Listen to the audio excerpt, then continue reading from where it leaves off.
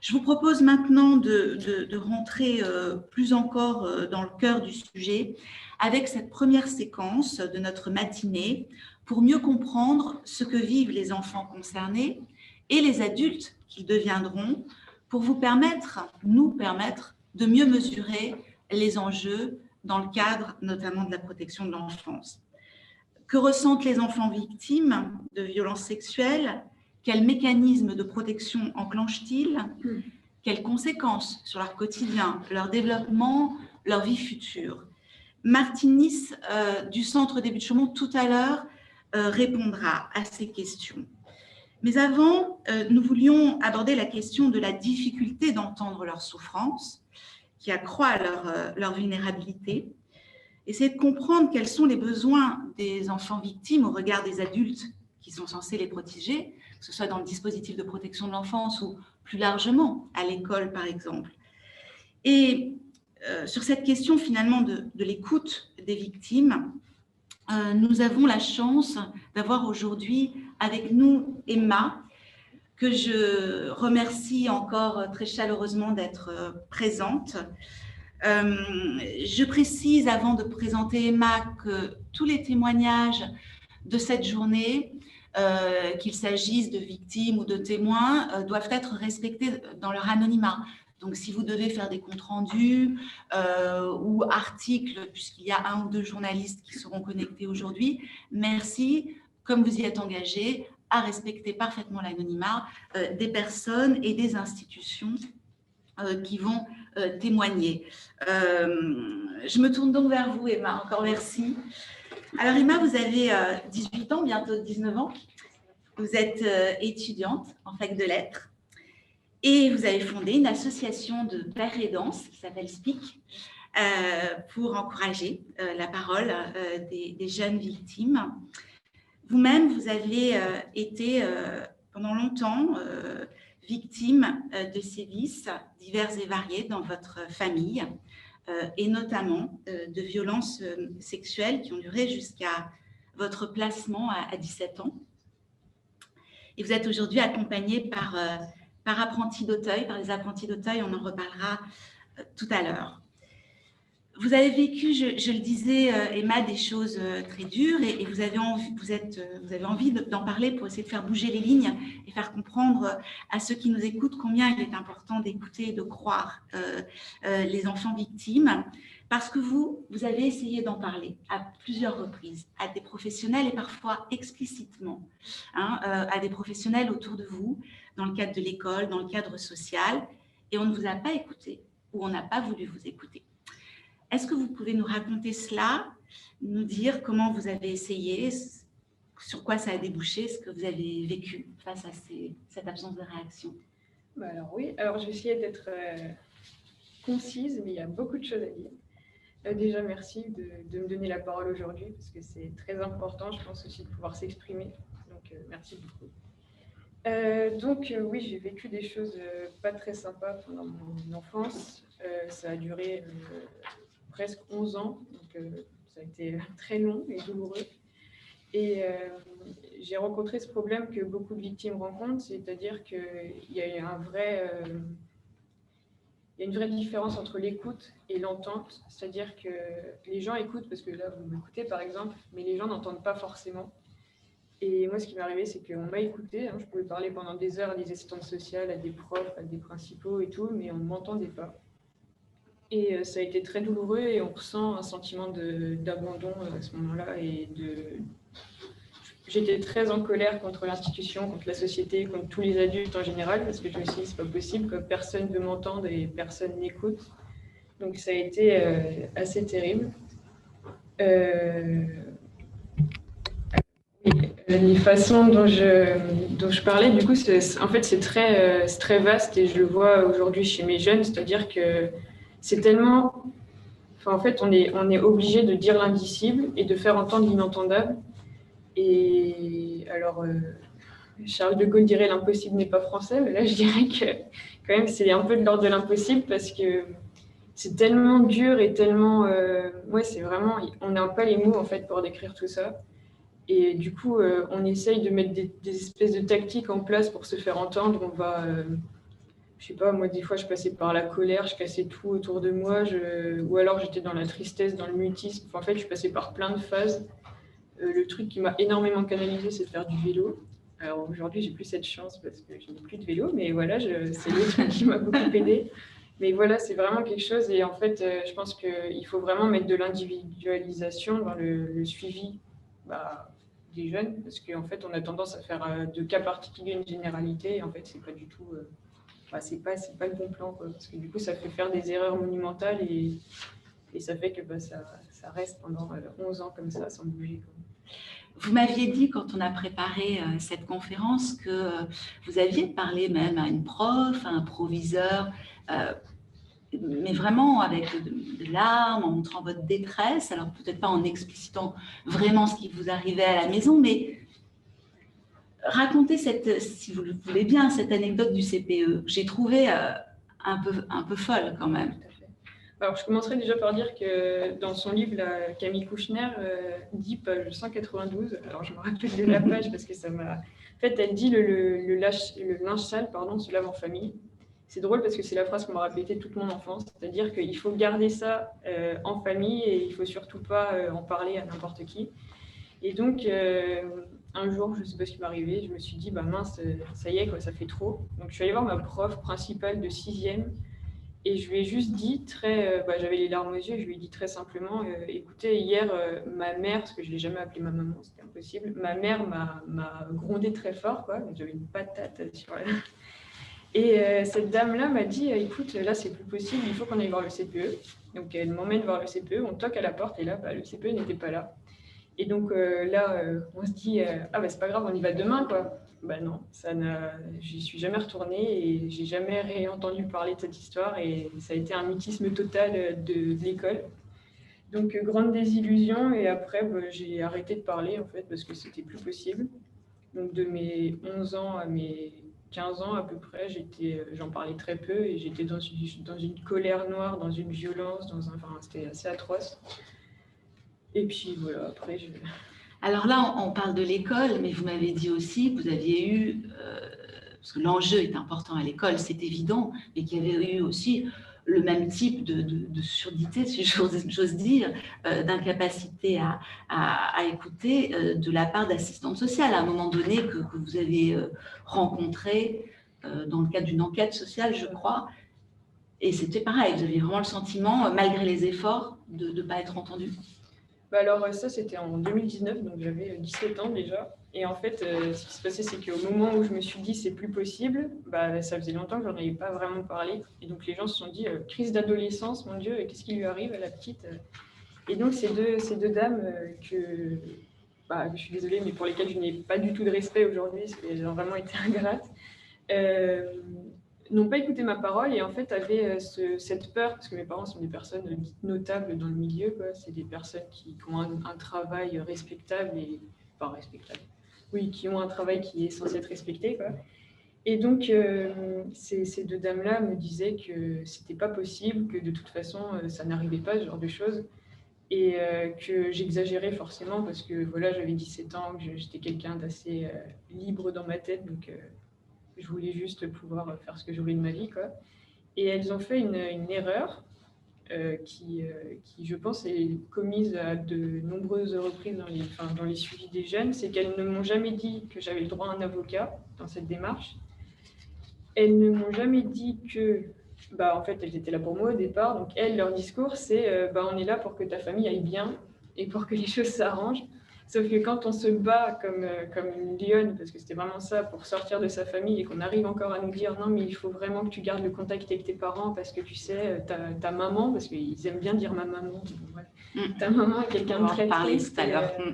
Voilà, donc c'est. Et puis oui, aussi, on m'a reproché parce que j'avais lu Hervé Bazin. Et j'ai toujours appelé ma mère, ça c'était ma petite rébellion personnelle, j'ai toujours appelé Folcoche. Et donc ça, je l'avais dit aux assistantes sociales en me disant, si je leur dis ça, elles vont bien se dire qu'il y a un problème, quoi. Ah non, mais tu insultes ta mère, franchement, tu devrais avoir honte. Voilà, en fait, ils ont retourné les rôles pour essayer de me faire taire. Ça n'a pas marché, mais voilà, ils ont quand même essayé. Voilà. Je voulais que vous racontiez ces exemples et merci de le faire, Emma, parce que ça vous replonge dans des choses qui sont évidemment très douloureuses, mais comme vous aviez eu la bienveillance et vous m'en aviez parlé, je trouvais que c'était important que vous le rappeliez, parce que ce sont des choses qui sont très fréquentes, qu'on a déjà entendues et qu'il faut qu'on puisse arriver à corriger. Alors ça, c'est pour, je dirais, ce long calvaire. Et en octobre 2019, enfin, les choses vont basculer positivement, si j'ose dire, avec votre placement. Vous m'avez dit un soulagement, votre placement. Vous allez nous en reparler tout de suite. Mais ce que je voulais préciser, ce n'est pas de l'anecdote, c'est que le basculement, il va se produire après une lettre que vous avez écrite à Brigitte Macron, qui elle-même a déclenché une intervention du Défenseur des droits. Et je salue là encore les services du Défenseur des droits, qui sont vraiment, vraiment très, très extrêmement utiles sur toutes ces questions. On l'avait vu avec l'affaire, avec plein d'autres affaires dont on a parlé, notamment aux assises de la protection de l'enfance. Mais donc, je voulais parler de cette anecdote parce que c'est dire qu'il a fallu que vous battiez, que vous preniez l'initiative d'écrire une lettre, comme une bouteille finalement à la mer, si j'ose dire, et que ça déclenche quelque chose. Mais avant, rien ne s'était produit. Voilà. Alors, ça peut paraître anecdotique, mais heureusement que vous avez écrit cette lettre. Et pour vous, c'était un peu la dernière chance, c'est ce que vous m'avez dit. Et puis là, donc, après ce placement, vous sortez quand même en grande partie de cet enfer. Est-ce que vous pouvez nous raconter comment ça s'est passé, ce basculement, ce placement, l'arrivée chez Apprentis d'Auteuil, et puis comment vous avancez aujourd'hui? Oui, alors c'est très long, je ne vais pas faire toute l'anthologie, mais en fait, j'ai eu des moments très, très, très, très compliqués. J'ai été malade, du coup, j'avais développé des troubles du comportement alimentaire assez importants. Et donc, je m'étais retrouvée à l'hôpital et ça avait duré 4 mois. Et j'ai eu l'incroyable chance de me retrouver dans un service de pédopsychiatrie parce que il fallait bien me protéger et c'est le seul endroit où on m'a mise. Donc, je me suis retrouvée enfermée dans un endroit avec des jeunes en très grande souffrance et qui avaient des pathologies, pour le coup, avérées, quoi. Donc, pendant 4 mois, ça a duré. Je n'avais, bien sûr, mes parents, vous doutez bien qu'ils ne m'ont pas autorisé à avoir contact avec qui que ce soit. Donc, je n'avais contact avec personne. Donc, je suis un petit peu dans un monde parallèle, je pense, dans ma vie, mais j'avais fait tout un truc dans ma tête en me disant, écoute, là, c'est la guerre, quoi. Tu es une résistante. Et mon idole, je ne sais pas pourquoi, c'est Jean Moulin. Du coup, je me suis dit, là, ça y est, t'es Jean Moulin, t'es Jeanne Mouline. Du coup, j'avais mis en place tout un truc, ce qui m'a permis d'avoir des gens qui m'écoutent aujourd'hui, ils sont là, mais il y a Thierry, tout ça, qui m'ont aidé vraiment à sortir de tout ça. Et c'est heureusement qu'il y a des gens comme ça qui existent sur Terre, parce que sinon, ça ne sortirait pas. Il faut le dire aussi, voilà, il y a des gens formidables aussi. Il faut souligner les choses positives. Il y a Geneviève Avenard, que je ne connaissais pas encore, mais qui faisait un travail avec Marie-Thérèse. Donc voilà, c'est grâce à ces gens-là que je m'en suis sortie. Donc c'est des choses très dures et l'analogie un peu qui peut paraître osée et tout, mais que je pense qui est quand même bien... C'est celle avec Primo Levi, c'est-à-dire que Primo Levi il a écrit 2 œuvres très notables, bien que son œuvre soit tout à fait... Donc, c'est Si c'est un homme et la trêve. Et en fait, cette période-là où je suis sortie de l'enfer, entre guillemets, mais que j'étais quand même dans un endroit où on ne me croyait pas, on ne m'écoutait pas et tout, c'est un peu ce qui se passe dans la trêve, c'est-à-dire qu'ils sortent des camps, mais qu'ils ont un chemin à faire incroyable, quoi, dans une souffrance terrible. Et donc, voilà, je pense que le parcours des enfants qui veulent se sortir de violences comme ça, c'est vraiment comparable à ce qu'ont vécu les déportés pendant la guerre. Alors là, je me suis perdue dans les... Alors, ce qui est formidable, ce que vous m'aviez dit, c'est que lorsque finalement vous arrivez chez Apprentis d'Auteuil, enfin avec Hakim notamment qui vous accueille, au début vous dites il faut que je sois dans une relation de confiance. Et là où vous auriez pu être très défiante, finalement vous êtes encore surpassée pour essayer d'instaurer une relation de confiance en donnant vos téléphones. Enfin, c'est des petites anecdotes, mais et vous m'avez dit ensuite. Avec les assistantes sociales, j'avais beaucoup plus de retenue, notamment l'assistante sociale, votre référente, parce que j'avais eu de mauvaises expériences. En fait, vous pouvez raconter, mais je crois qu'avec la bienveillance, ils vous ont fait confiance, et puis la bienveillance. Donc, comme quoi aussi, c'est possible de bien agir. C'est le message qu'on veut faire passer, évidemment, et que vous voulez faire passer. Qu'est-ce que vous pouvez nous raconter? Alors déjà, je pense qu'il y a la phrase notable des Apprentis d'Auteuil, c'est « La confiance peut sauver l'avenir ». Et alors, du coup, il y a toujours un entretien de préadmission avant de rentrer dans le foyer dans lequel j'étais. Et Hakim, donc, qui est quelqu'un qui ne, je pense, ne se rend pas compte à quel point c'est une incroyable personne. Et Madame Delvaux, pareil, c'est la directrice. M'ont dit tout de suite, écoute, la confiance peut sauver l'avenir. Et bon, je suis très réceptive à ce genre de petits trucs. Et je me suis dit, ouais, c'est vrai qu'en fait, là, ils me disent, en gros, Emma, on te fait confiance. Maintenant, c'est à toi de gagner ou de perdre la confiance, mais on est là, quoi. Et ce qu'on disait tout à l'heure sur le lien affectif, c'est-à-dire qu'ils ont tout de suite, ils m'ont donné de l'amour, si, ils m'ont donné de l'amour, ils m'ont donné de la sécurité.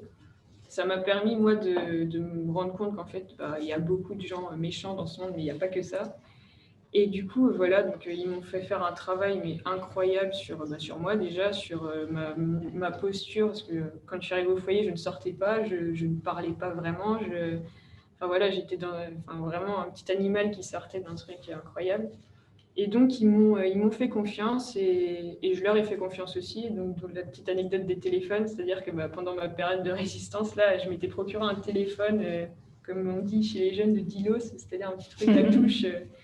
Et donc, oui, j'avais 2 téléphones au moment où j'arrive aux apprentis d'Auteuil. Et dans le règlement, c'était écrit, bon, tous les soirs, tu rends ton téléphone à 22h30. Donc, moi, dès le début, premier jour à Hakim, je lui ai dit, écoute, par souci d'honnêteté, j'ai 2 téléphones, je te les donne. Comme ça, les choses sont posées. Tu vois que Puis lui, il a tout de suite marché là-dedans. Donc, on a toujours été dans cette relation où on se dit les choses, même encore hier, il me disait des choses. Voilà, donc c'est incroyable parce qu'ils m'ont fait confiance, je leur ai fait confiance. Et aujourd'hui, c'est ma famille, en fait, je pense. Voilà, je les admire énormément. Et puis, voilà, il y a une vraie relation. Qui s'est instaurée. Tout à fait. Tout à l'heure, Emma, on vous réinterrogera cet après-midi sur les difficultés que vous rencontrez plutôt dans le déroulement de la procédure judiciaire. Vous évoquiez la question de l'avocat tout à l'heure. Vous nous redirez aussi un peu ce que vous ressentez sur le manque d'empathie, mais dans la partie plutôt accompagnement. Donc, c'est cet après-midi. Là, peut-être pour terminer sur votre témoignage ce matin, revenir sur l'association que vous avez fondée, Speak. Quel est son objectif, comment elle fonctionne et qu'est-ce que vous observez avec les jeunes avec lesquels vous travaillez? Alors, Speak, c'est né pendant le premier confinement. Oui, je ne sais pas pourquoi, ça devait être enlevé s'ennuyer. Non. Enfin, il y a tout un chemin qui a été fait sur la posture qu'adoptent les jeunes en fait quand ils se confient. On a bien vu nous dans notre parcours personnel qu'en fait on a beaucoup de mal à se confier à des adultes parce que il y a toujours ce rapport un peu de domination et puis forcément les personnes qui nous ont fait le plus de mal sont des adultes et il y a tout. Enfin voilà, c'est comme dans les ADPAP par exemple. Les ADPAP, c'est beaucoup de personnes un peu plus âgées qui parlent à des jeunes et ça marche bien, mais il y a toujours ce petit rapport. Donc nous, on a dit déjà ça serait si on enlève ça, ça fait un truc en moins. Donc on s'est dit, on va faire une association de jeunes qui parlent aux jeunes. On ne va pas se prendre la tête. Donc dès le début, tous les jeunes que je vois, on en a 37. Donc ça fait moins d'1 an que cette association est créée. Donc c'est là où on voit qu'il y a un problème, quoi. Il y a un problème dans l'écoute des enfants. Donc les 37 petits, je les ai tous vus individuellement. Ils ont de 7 à 18 ans. Et le premier truc que je leur dis, c'est écoute, ici, tu dis ce que tu veux. Il n'y aura jamais de jugement, il n'y aura rien en fait. Parce que tu sais, on n'est personne pour te juger. La première personne que tu croises dans la rue et qui te dit oh là là, toi, tu fais mal les choses. Je dis ça de façon très vulgaire, mais je dis on le défonce, voilà. Parce que c'est comme ça qu'on fonctionne. Donc il y a tout un partage, il y a de la pérédance, c'est-à-dire que nos petits qui vont bien un moment vont pouvoir aller aider les autres petits qui vont moins bien. Enfin voilà, il y a tout un partage un peu basé sur l'esprit scout du coup, parce qu'on est beaucoup de scouts dans cette association, sur l'esprit des apprentis d'Auteuil. Et voilà, donc on a voulu prendre un problème de communication, un truc, le tabou en fait. Chez nous, il n'y a aucun tabou, c'est-à-dire que les jeunes nous disent, on a reçu des paroles qui étaient très dures à recevoir, mais n'empêche que c'est sorti, quoi. Et les jeunes nous font tout de suite confiance parce qu'ils voient qu'il n'y a pas de filtre, en fait. Nous, on prend les choses telles qu'elles viennent. C'est comme chez McDo, venez comme vous êtes, quoi. Bah, dites les choses comme vous les pensez, comme tu les vois. Et on ne te jugera pas. Et surtout aussi, il y a ce côté, on est disponible pour nos jeunes. Bon, c'est un très gros investissement, mais on est disponible 24 heures sur 24, 7 jours sur 7. Ils nous appellent, cette nuit, j'en ai un qui m'a appelé à 2 heures du matin. Salut Emma, je me sens pas bien, est-ce que tu peux m'aider, machin. Je l'ai reçu au téléphone, je lui ai dit oui, vas-y, on parle. Et donc ça, c'est quelque chose qui peut paraître peut-être trop, mais c'est vraiment nécessaire parce que quand on est jeune et qu'on a ces choses-là à gérer, c'est inhumain en fait. Enfin, c'est vraiment ce qu'on ressent. Je ne sais même pas comment décrire ce qu'on ressent. C'est de la solitude. On est vide en fait. On est un peu des morts vivants. On est mort de l'intérieur en fait. C'est pour ça, je pense qu'on arrive aussi à parler de ces choses-là de façon assez détachée et tout, c'est parce qu'on est vraiment, il y a une part de nous qui est morte, notre corps est là, notre joie de vivre peut être toujours là et c'est ça qui est assez impressionnant, mais par contre, oui, nos côtés sentiments, tout ça. Donc bref, je sais à quel point les jeunes ont besoin de gens qui sont là. Et un enfant écouté aujourd'hui sera un adulte comblé demain, quoi. Donc c'est aujourd'hui que les choses se passent et il ne faut pas avoir peur de recevoir la parole de l'enfant, il ne faut pas avoir de tabou parce que ça existe et il y a un enfant sur 5 qui est victime, donc c'est énorme. Donc voilà, nous on essaye d'éradiquer tout ça et on fait ce qu'on peut avec ce qu'on a. On n'a pas beaucoup, mais voilà, on donne. Merci Emma et bravo pour votre investissement. Bravo. Votre témoignage et votre investissement. Et c'est bien la preuve qu'il faut absolument que les adultes se forment mieux à l'accueil de la parole des enfants. Ce n'est pas à vous, même si c'est bien que vous le fassiez, mais effectivement, il y a un vrai enjeu du côté des adultes. Et vraiment, je salue votre courage, votre culture, votre finesse. Emma, merci beaucoup. Sachez que je pense que vous avez apporté énormément à cette conférence, vraiment, parce que il n'y a pas meilleur message que ceux que vous avez fait passer à travers votre témoignage, même si c'était probablement un petit peu douloureux. Merci beaucoup.